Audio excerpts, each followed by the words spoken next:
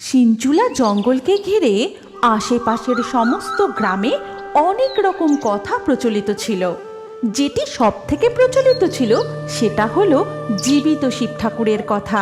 সবাই বলা বলি করত যে সিনচুলা জঙ্গলের মধ্যে যে পোড়ো বাড়িটি রয়েছে এবং তারই পাশে যে শিবলিঙ্গটি রয়েছে সেটি খুবই জাগ্রত।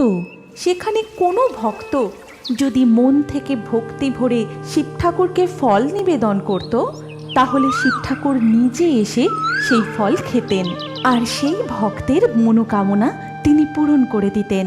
শুধু এই ব্যাপারটা নয়, এর সাথে আরও একটা ব্যাপার ছিল যে ওই সিনচুলা জঙ্গলে সন্ধ্যের পর সবাই যেতে ভয় পেত, কারণ লোকমুখে শোনা যায় যে কেউ যদি ভুলেও সন্ধ্যের পর সেখানে চলে যায় তাহলে আর বেঁচে ফেরে না।